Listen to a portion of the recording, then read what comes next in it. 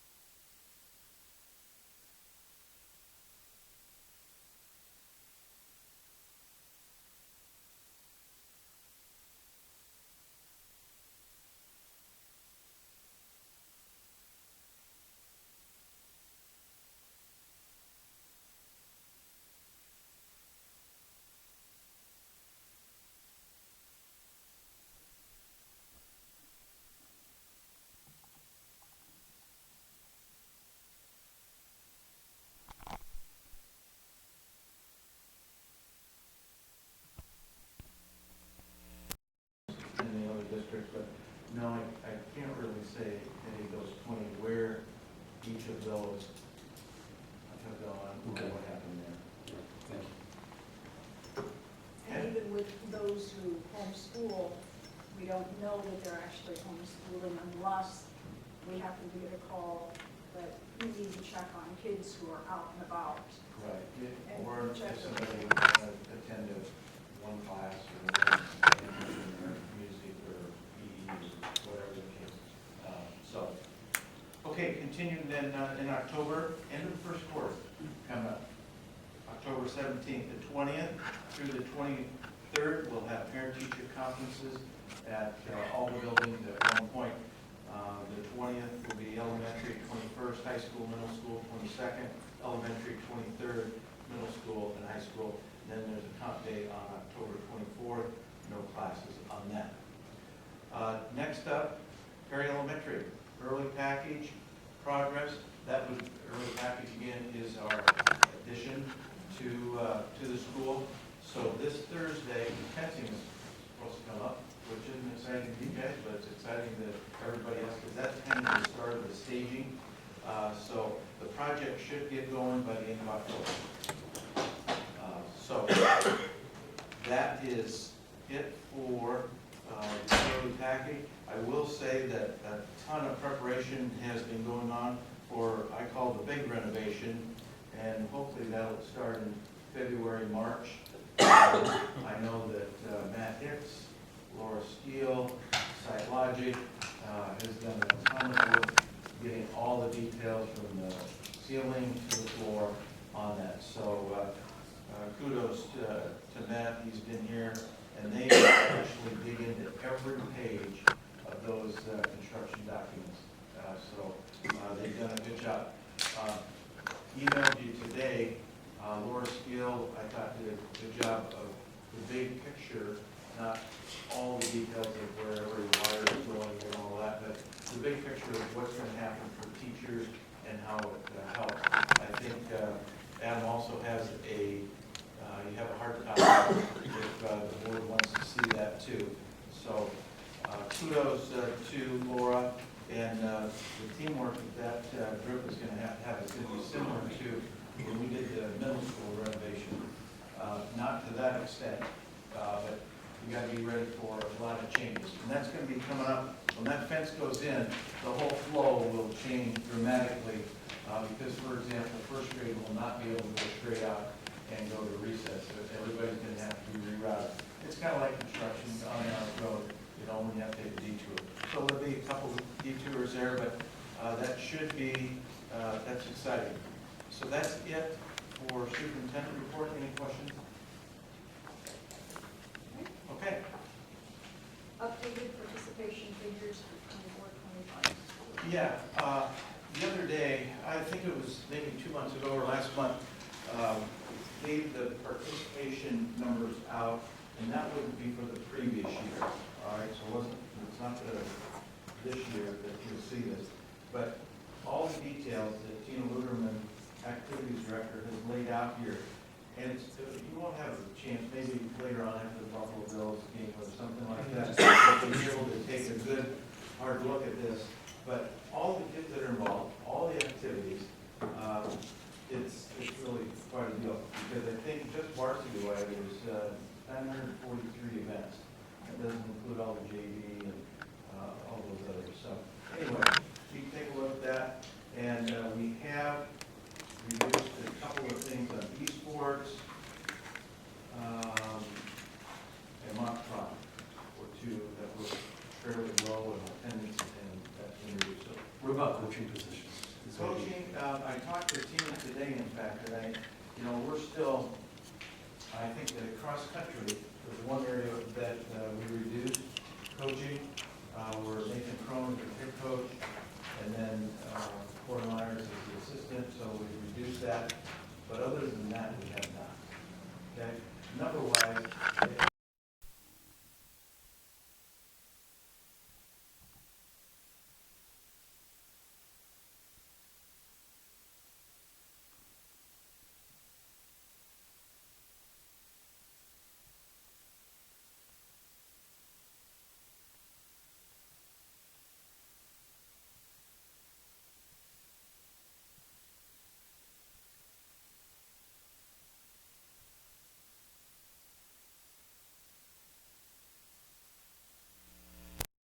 excellence report. Dr. Ross and the instructional coaches are going to provide a overview of the purpose and services of instructional coaches and their part in educational excellence.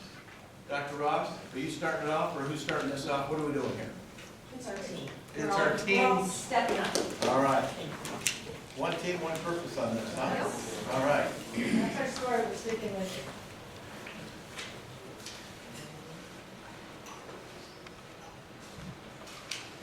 Good evening, as Mr. Wick said, I'm Dr. Nancy Ross. I'm serving as your half-time Director of Teaching and Learning. We talked a little bit about budget earlier, and this is my contribution to getting the budget back in order. So, but it really is taking a team to do this job. So, you want to talk a little bit about what the coaches do to contribute to that, but I also want to pass me that way you don't have to walk the sheet that Brenda's handing out shows you how we've taken the many facets of the Director of Teaching and Learning position and broken it up amongst the members of the administrative team as well as the instructional coaches, and they'll talk about their roles here in just a little bit. Just as a reminder, I have been working consistently in the district since January of 2024, first serving as a support administrator and then moving into the recovery as one of the elementary principals alongside Mr. Wicks, and Max was doing buses at the time, so there's just a little camaraderie going on here too. So,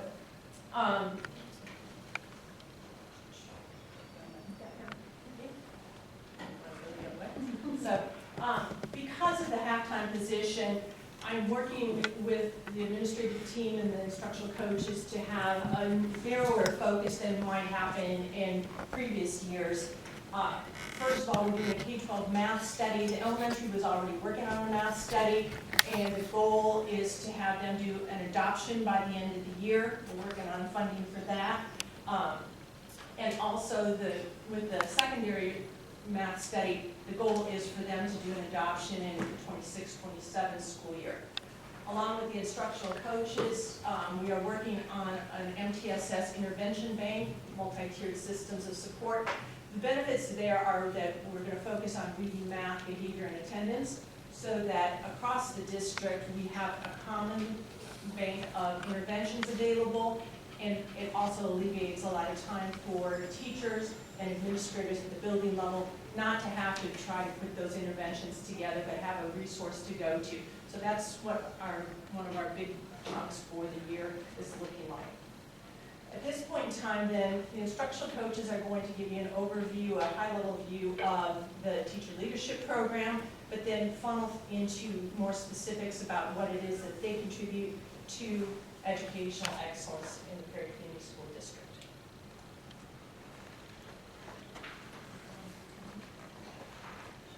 All right, hi. Those of you that don't know me, I am Kayla Brown. I'm the instructional coach of the elementary school. On this slide here, you'll see that we have 74 teacher leadership positions that are available throughout the district. So these are the ones that are district-wide. So we have PLC facilitators for each of our teams. Our facilitators fill out their agendas every week for their PLC teams, just talking about what's going on collaboratively.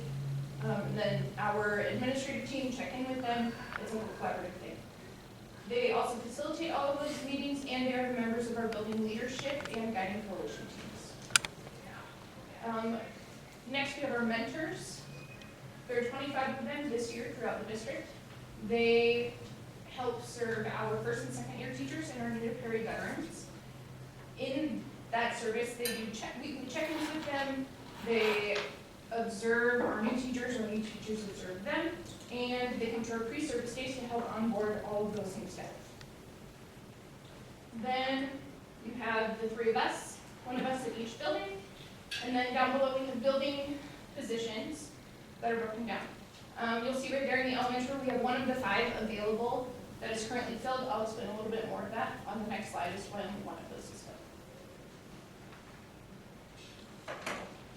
So looking here, in June, we did our TLC review, where we talked about all of the leadership positions that we had available, and we eliminated some some and we added a few.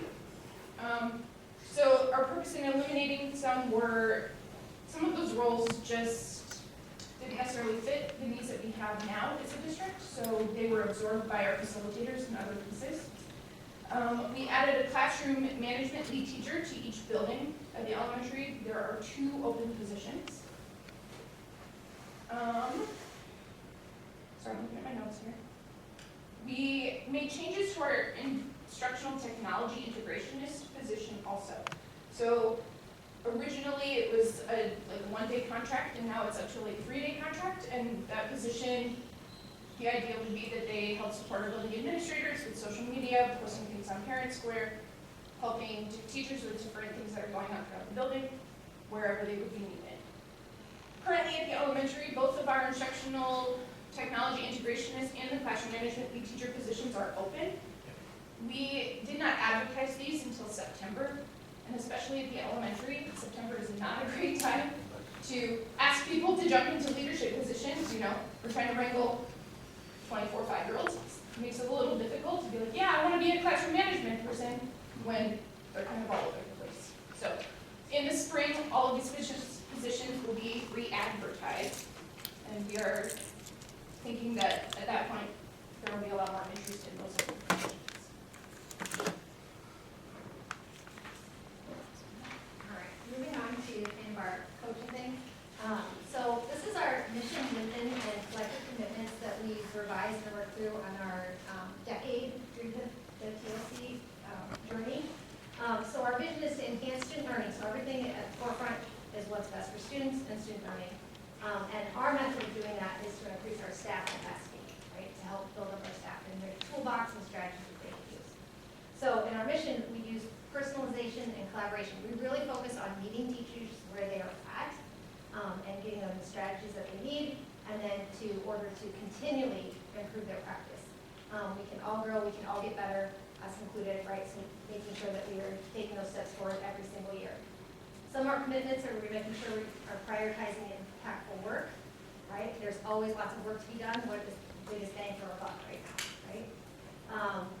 Building those relationships so people are comfortable reaching out, following through on the things we want to do, using the evidence to make the decisions, and then always modeling that growth mindset for staff.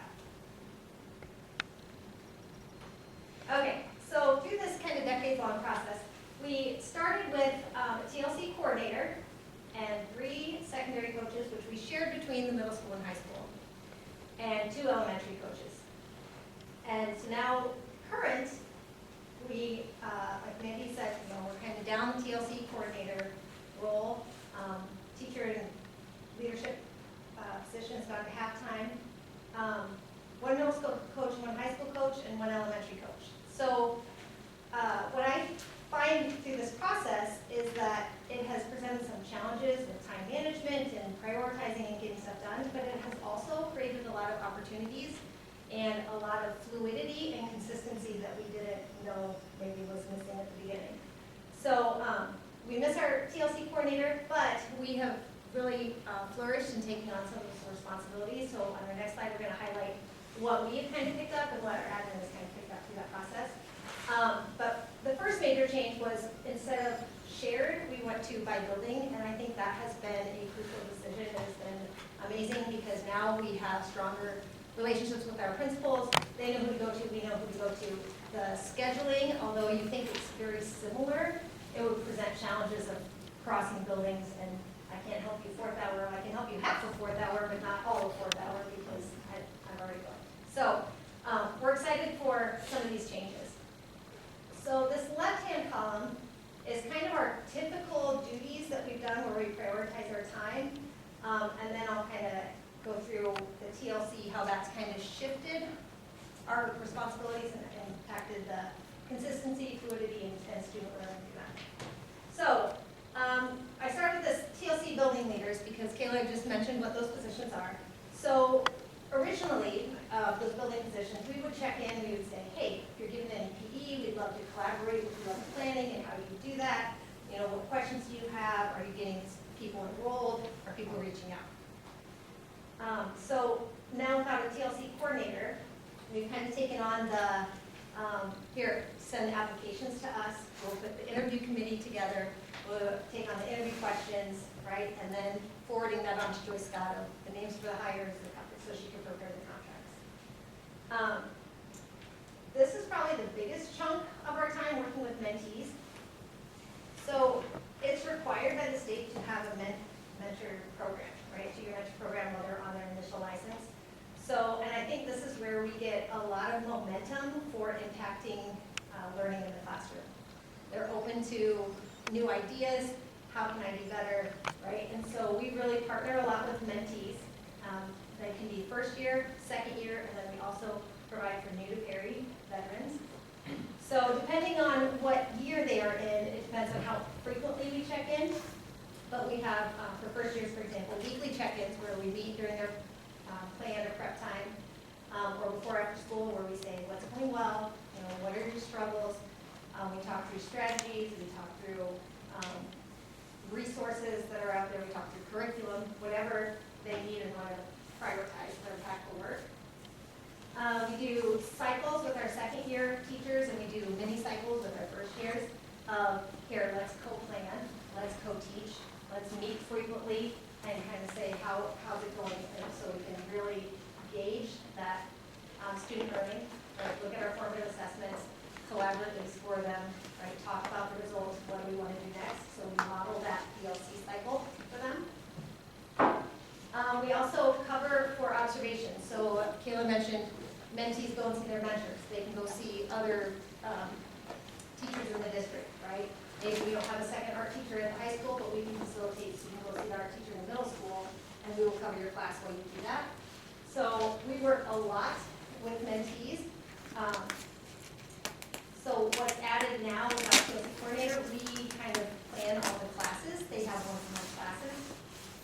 And we make the handbooks, we book everything. So what's been great about it, as we go back to the fluidity and improvements, it used to be, we would check in with the mentees, right?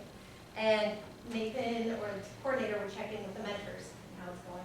And then he'd say, what are you seeing? What are you seeing, right? And kind of do this go-between.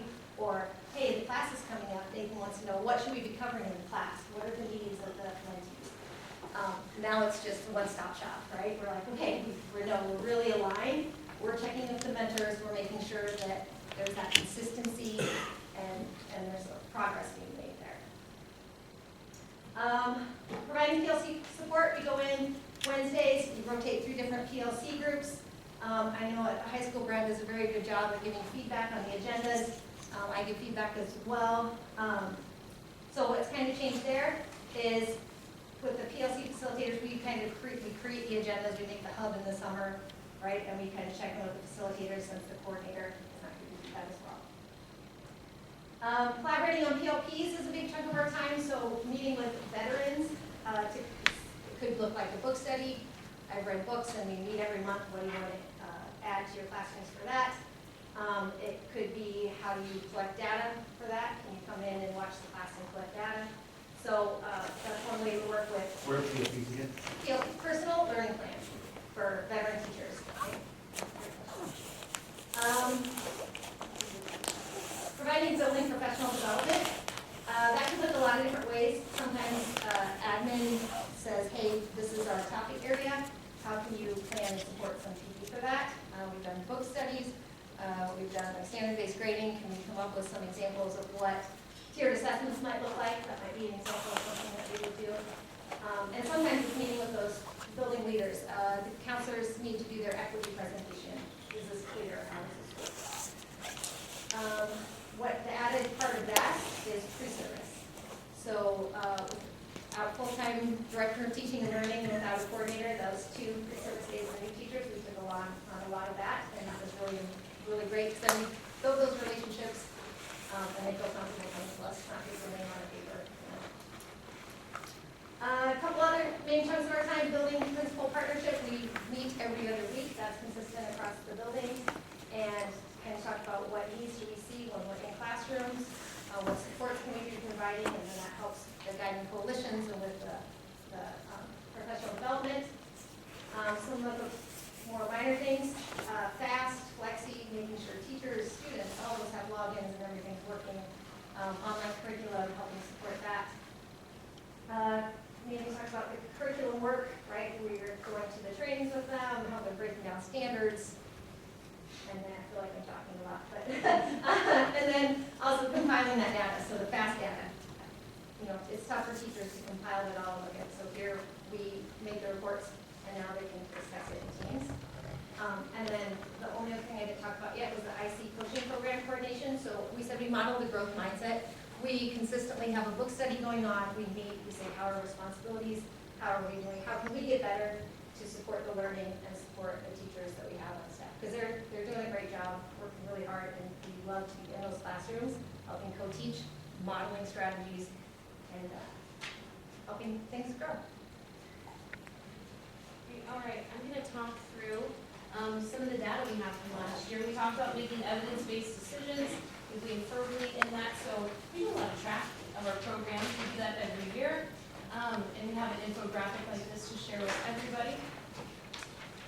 So Brenda kind of talked through the vision and mission of our program, but if you look there, teacher support. When I say teacher support, that's kind of all-encompassing. That's teachers needing tech support. That's teachers requesting a collaborator for curriculum, standards work, cycle work, anything. 139 teachers is who we collaborated with last year. Teacher personal learning plans, where these are annual, they're required for all veteran teachers, and collaboration with us is completely optional. 24 staff members reached out to us last year for collaboration, whether it's like a book study, like Brenda said, attending a conference with them, or just helping them with goal setting and achieving those goals. Next, coaching cycles. These include coaching cycles for first and second year teachers, as well as those with veteran teachers. So we did coaching cycles, and those vary in length, but typically they're around 4 to 6 weeks long, with 29 teachers. As you see, or pardon me, 43. That was with 29 teachers because we had some repeat customers. So we're really appreciative about that. But yeah, so that keeps us very busy throughout the school year. If you look over, we had 25 mentees, so either first or second year teachers to our district. And then finally, Brenda was talking about professional development. It varies building by building, year to year, as far as building needs and what our administrators want to focus on. But we provided 15 PDs, either staff level or department level PDs as a staff. Now we've talked through that, some of our data, an overview of our program. What questions do you have? Are all of your mentors third year teachers and up? Correct. And actually, I don't think we have a mentor teacher that has been teaching less than 5. Person Just the one. in the district, or are we counting out of districts as they come in? To be eligible, they have to have 3 years of teaching experience, 1 year in the district. I think everyone that we have in those positions have had more than 1 year in the district. So that's the state requirement. Last time this was presented, I asked the question if 139 teachers are self-selecting themselves for this support, they have the growth mindset, and I might have asked something along the lines of, how do the folks that don't self-select themselves, but might still need additional support, get identified by the principals, and that support is given? I think that's beneficial.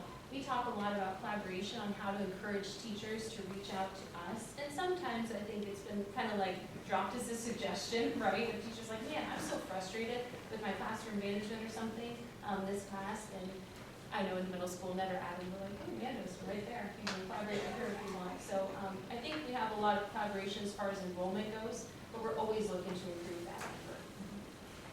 And I believe administrators, if they do put someone on a tier 3, that has been a requirement, like you will meet with a coach in order to do this, and here's the criteria we want to see. I know that's included in the past. You will work on lesson plans together, right? And so all that. A lot of that is our maintaining our visibility too, right? So if they aren't specifically reaching out to us, we might even just go check in and be like, hey, just checking in, seeing if you need anything, if there's anything I can support you with. And they might on the spot be like, hey, actually, yeah, I do need your help with this. So a lot of it is just us going and advertising ourselves. It may not feel like it, we just covered the broad stuff. Another thing we do classroom visits. So we try to make ourselves available in every single classroom every year. Some years are way more busy, especially with these new responsibilities that we have. It's hard to pull it off. But we do our darndest to do that, just to make ourselves visible, and then also to have a picture of what's going on in the building, so that when teachers talk to us about something, we know exactly what they're talking about. Just today at the end of the high school staff meeting, I had a teacher say, a veteran teacher who doesn't often reach out and say, oh man, this third period class that I have is really getting me, right? So can you come in and work together and get some strategies in place? Because it's just this mix of kids, you know, and so what can I do? I've exhausted my toolbox, right? And so I think visibility is key. If we weren't at the staff meeting, if we weren't sticking around to be open to those conversations, it would happen. Thank you very much. Thank you very much. Very informative. Got a very dynamic group there, all tremendous teamwork, as you guys saw, to make a difference, because we have been able to reduce our DLC program, but they've made it work, even at the beginning of the year. If you ever want to see something, I think it's very interesting. They work with these first and second year teachers. They come in and these teachers present. I tell you what, it's really outstanding, because they talk about where the kids were at, how they differentiated the lesson, how the post-test went, what they did differently, and that was all through coaching, so great job on that. And Mandy Ross coming in, and we have reduced that position to half-time, that I know we have big expectations for her as a full-time, but she came very with it, very passionate people. Thanks to each of you guys. All right, moving on to general business. Well, hang on, we have one, this is Mr. Hicks. Clark is learning support. So Clark, if I told my wife I wasn't really on the agenda for the night, No, you're on the this is agenda. not gonna go over. Now, Tonight's the anniversary. we talk about commitment and passion. Mr. Hicks is here, by the way, on his anniversary. We don't know where, but we hope that he has many more years of that. Big overview, and ask Matt if he would talk about something that's coming up with radon. So just so you guys are aware of it, it's kind of high level, not detailed, but high level. And then just a little bit on our high school children, just so the board's aware of it. All right, Matt, happy anniversary, and let's hear it. All right, well, as I'm done with my coffee attack now, Kevin's, as I come to you guys, I think it's tail in the last school year, what legislature has done as far as districts and radon testing. Prairie Schools is geared up here November 10th to start our radon testing. SchBd is who we awarded, not a contract, but just the job to come in and do. Clark and I talked about it quite a bit as far as if we tried to do it in-house, but as I read through more of that, as it states on your, on your packet, it needs to be performed by a certified radon person, at least on the first go around. Which once we get test results back, then we're bound to do it once every 5 years from there on out. So what the radon testing is going to look like, and as you read through that packet, it talks a little more. It's colorless, odorless, tasteless. It's a gas that Iowa is very prevalent to have. It comes from the decayed material below ground. I think it's the #1 leading cause of lung cancer now, and it's like a 30-year term before you realize you ever had it. So I think what Iowa's doing is getting on board with our younger generations and staff members and saying, let's find out if we have it in our buildings, and if we do, it's not a big, bad, scary thing. Let's just mitigate it and move on. So what the test is going to do is they'll come in, a little hockey puck, they put one in each occupied space the children or staff are in. It does not include janitors' closets, it doesn't include back storage rooms. It has to physically be an occupied space for a certain criteria of hours per day. We come in with a hockey puck, we set it up high. I'm gonna blast out a little Q&A for teachers just to let them know this is what it is. We wanna do it during the heating months when the building's closed up. We don't wanna bring a bunch of fresh outside air in, which would skew that results. Leave it there for anywhere between 2 to 7 days. Anything that comes back with more than 4 picoparts per million needs to have a second test done. If the 2 average of those still comes back higher than 4, at that point is where we have to come in with a mitigation plan. It could be something as simple as we turn the air handler on and we run it 24 hours a day just to exchange the air. Or, as you guys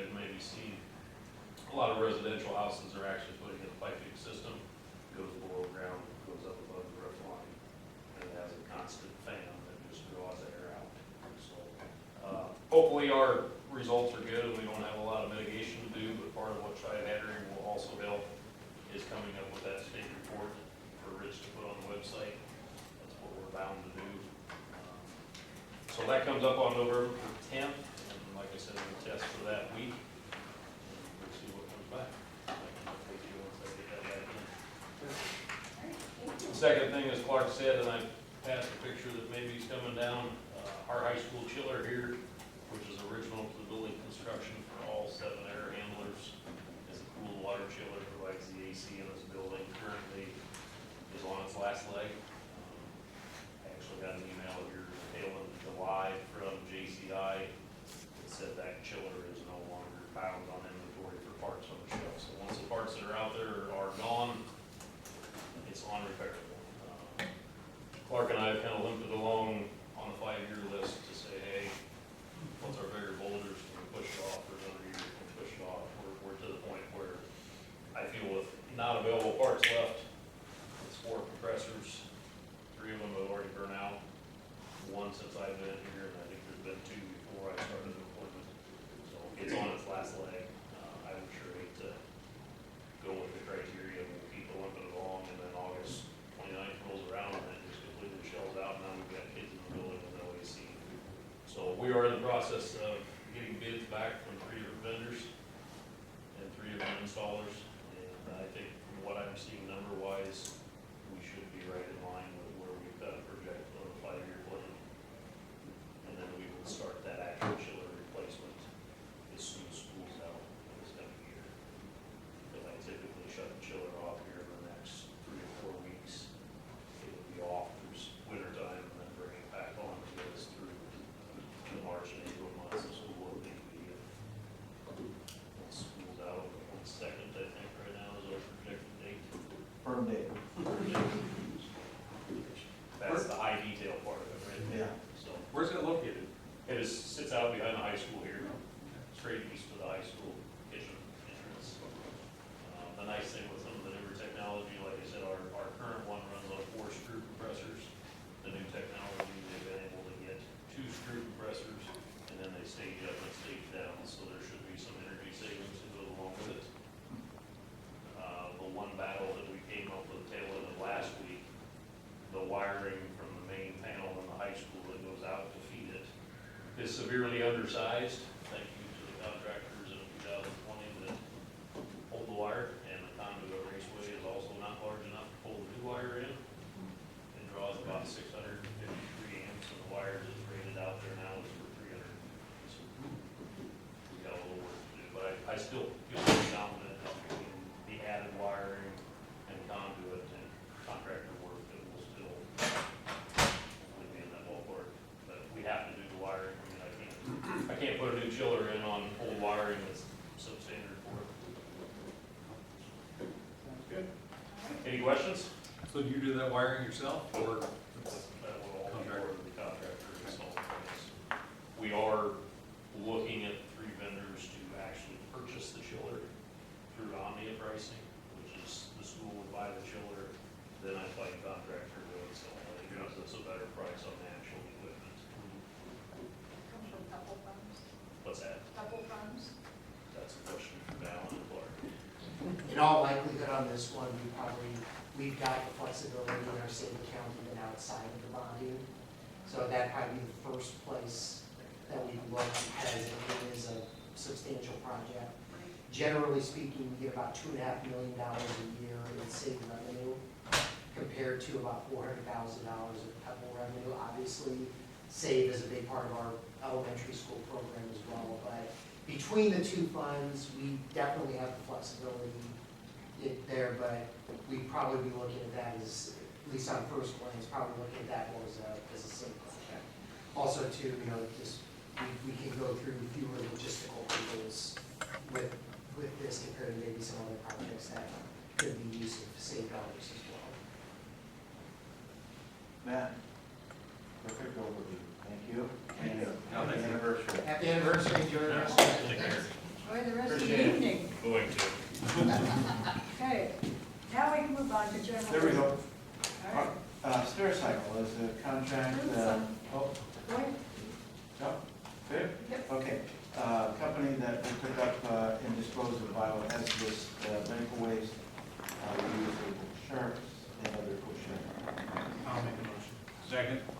Have a motion by Director Landry, a second by Director Christensen. Do we have any additional discussion?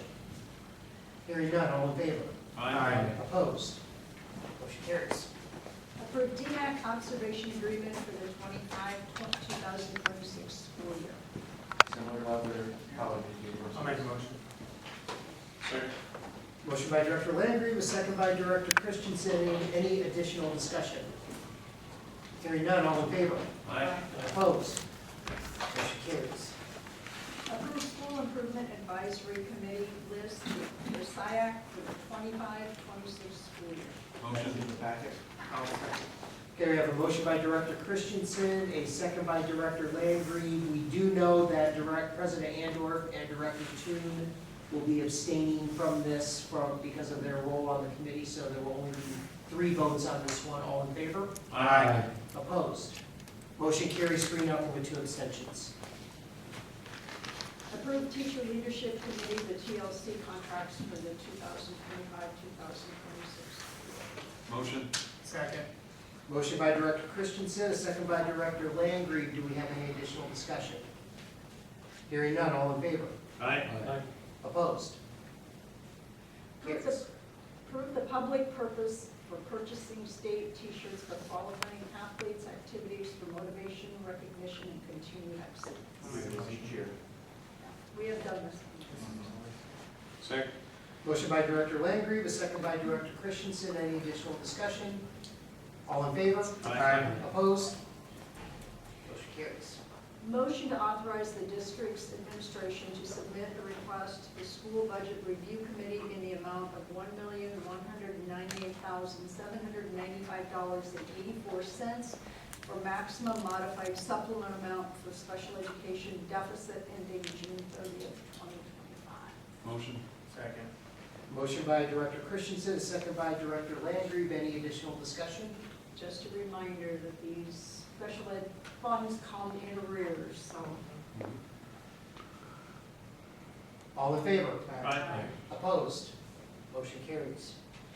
Motion to authorize the district's administration to submit a request to the school budget review committee in the amount of $31,585.51 for maximum modified supplemental amount for English learners access accounts for the fiscal year ending June 30th, 25. Motion. Second. Motion by Director Landry, the second by Director Christensen. Do we have any additional discussion? All in favor? Opposed? Motion carries. Motion to set a date of November 10th, 2025 for a public hearing on the district's flexibility account. Motion. Second. Motion by Director Christensen, a second by Director Landry. Do we have any additional discussion? All in favor? Opposed? Motion carries. Approve review of board policy 700 to 701.4 and 702 to 702.1.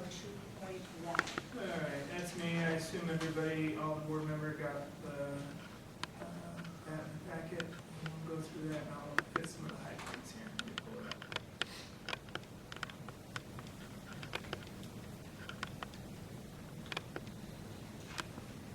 The building for you? Yeah. All right. Okay. Code number 700, addition on the Iowa IASB to reflect the actual purpose of the 700 series. Took out some wording there with childcare and replaced it. Updated cross-reference 802.7, reviewed and approved dates modified. 701.1, added some language at the top. Also added, as you see there, a nice paragraph there in the middle of the first one, and also down at the bottom, added something to the note, the requirement to review the amount designated. Legal reference updated, cross-reference added, 702, cash in school buildings, reviewed, updated, and approved updated. 701.2, added increased flexibility. Under transfer of funds, there's a lot added there. Second column, you'll see several sentences added. Third paragraph and fourth paragraph and fifth paragraph all added.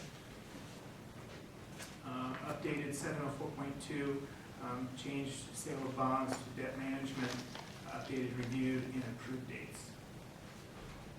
701.3, financial records, added some steps for government fund types.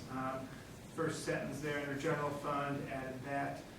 Special revenue fund, added that sentence. Capital project fund, added the wording behind that. And then debt service fund, added a sentence behind that. Prosperity fund type, added a sentence to as follows there. Added community education and preschool non-voluntary by state. Under fiduciary funds, added a sentence there. Crossed out agency, made it custodial funds. And then non-fiducial school or scholarship funds, added that heading, and then added under account types sentence to follow there. On the next line, took out a whole paragraph, scratched that. And then under the note, we took out all of the note. Updated cross-reference 701.2, transfer of funds, 701.4, government accounting practices regulations, added 802.4, capital assets, updated, reviewed, and approved dates. 701.4, down in the fourth paragraph, added fund balance reporting and added a fifth, sixth, seventh, eighth, ninth, 10th paragraph there as stated and as shown there on your guys' report there. And also on the next page added unassigned fund balance, some wording there. Reviewed date and approved date updated. 702, no changes. Updated the revised reviewed date, apologize. And then 702.1, no changes. Under the petty, reviewed, date updated.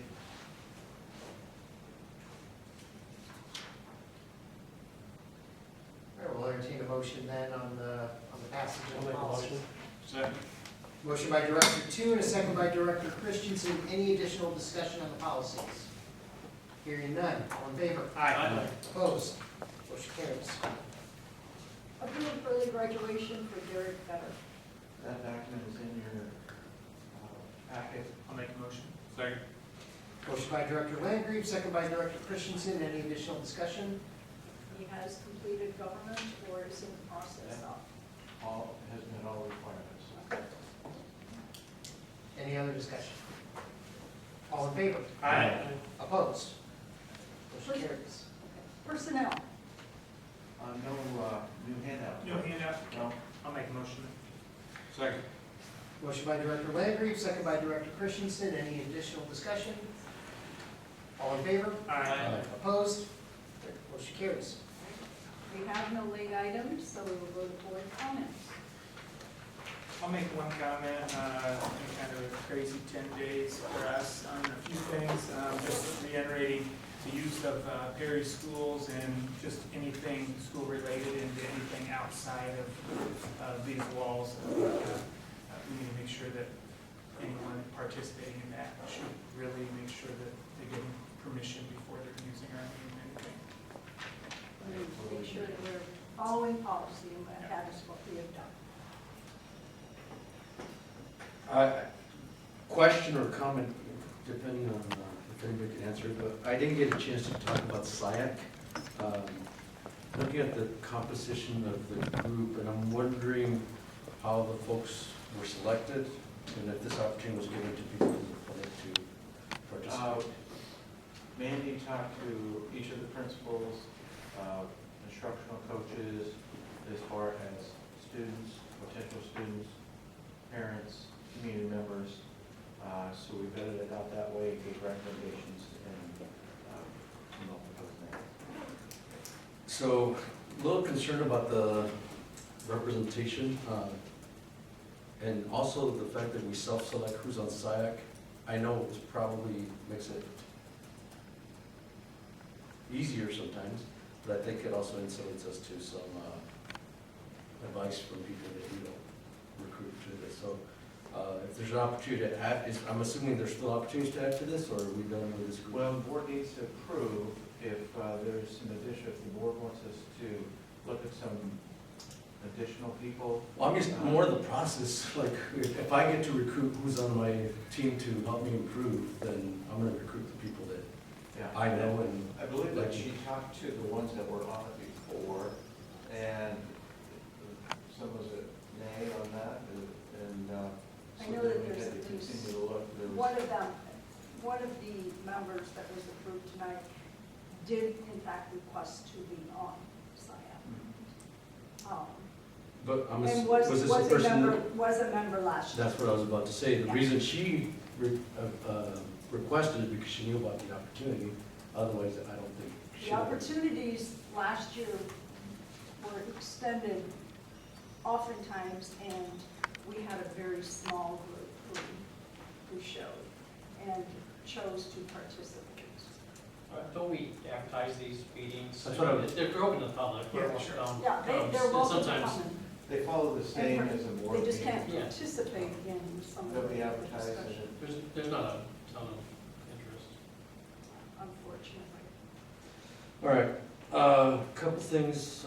So some of you are aware there's a groundbreaking tomorrow for JBS. We submitted an MOU to them that Clark had some participation on, so we hope to get some feedback during the next week on some of the partnership interests. There's another groundbreaking. 11:30, did you say? Yes. Yep, 11:30. Prior to that, there is a meeting with Congressman Nunn that I know you're on as well. The agenda is to talk about some of the, well, there's a large agenda, but what pertains to the school is the Tyson exit and some of the commitments they've made and may or may not have followed through. So I think I'll be there. I think Clark will be there, and so we're gonna ask, I think I'll ask some questions on that. And then on the 24th, there's an ADR groundbreaking. So hopefully that's another positive step. And then on Wednesday, there's a committee meeting on housing in Perry. I think a lot of folks in the community are starting to look at how do we maximize the potential of all these businesses coming in town to spur housing development that will ultimately help in limit, so. You need that. So, if you know anybody at the city or some of the PD folks, if you could And encourage what's the them to date on that focus. one? Say that again? What's the date on that? 15th? Okay, 15th, Yep. and for the new company, the S company coming out. The 24th. And then that's, is there Time? time on that? I do have it, I might have to get back to you. I'll check it as we're. Okay, well, I'll see you tomorrow. Yep. On that, okay. Dallin had a couple comments, not more comments, but at some point, were you gonna have any comments on the insurance? Yes, we are starting the process of gathering information on insurance. I know that the initial question was about insurance brokers. I think this is a good time to also just widen that scope a little bit and do the appropriate amount of due diligence to look at various types of insurance, various different carriers. So that's going to be all part of that. I have several meetings already lined up, pretty much in the fact gathering phase for right now, but certainly a lot more to come on that particular item. We know it's an important one. And then down as far as board roles and responsibility and potentially interviewing candidates. Yeah, once we get to that point, that, it would be very similar to what we would do for a construction manager or, an architect on I mean, I would treat this as a major project. So there, be full on RFP, we want a committee of people interviewing, which would include some board members. So, still very much in the early stages. The people who need to be aware on the insurance side are aware we're doing this. This is not a surprise to anybody, so we're moving forward on that. I would like to say thank you and compliment you on your reflections and updates every Friday, and also Brad on what you send out every Friday, and Laura's not here, but Laura as well. Those are very interesting, and I know that especially when you're at the end of a week, you have to put something like that together, probably the last thing you really want to do, but it's very helpful, very, Good. very welcome, so. Very good, yeah. I do enjoy the others also, keep me informed, so glad to hear that. You follow us in the work. Yeah. Okay, on September 12th, Clark, and Gallon and I did meet with the auditor, and we will have a formal auditor report in January. We have not received the actual report, but we did come through very well. Russell indicated that there were no significant issues with any of our accounting policies, no problems with our federal funds, and was appreciative of the fact that we do update our board policies on a 5-year cycle. So it came out very well. So that was a very good thing. Also, I think probably tomorrow, Dallin is going to send out a spreadsheet for school board convention. If there are any days that you can in fact go, please let Dallin know, because we do have to pay for those. So What are the making dates sure on that that we have again? everybody scheduled who is wanting to go. That would be November 18, November 19. 19th are the and pre-conference workshops. The 20th is the actual board con. And then the 21st is the the president. board president, But legislative. anyone can go to the president's meeting, and in fact, it is pretty informative. But the pre on Wednesday deals a lot with the open meetings and Finance 101 and 201 and some of the other things that are just routine with the board. That's Wednesday, and then we have the breakout sessions then on Thursday. And there, you can pick where you want to go, and there's usually a good selection.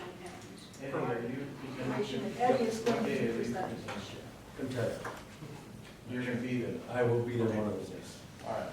Then from 3:30 to 5 on the 19th, there's also a vendor networking type Yeah. event that's going on at the Iowa, I'm just gonna say Iowa Event Center, because you never know what those buildings are called now, so. It's in the Iowa Event Center. Okay. Anyone else? Motion to adjourn? I'll second. All in favor? Aye. All right. Thank you. We're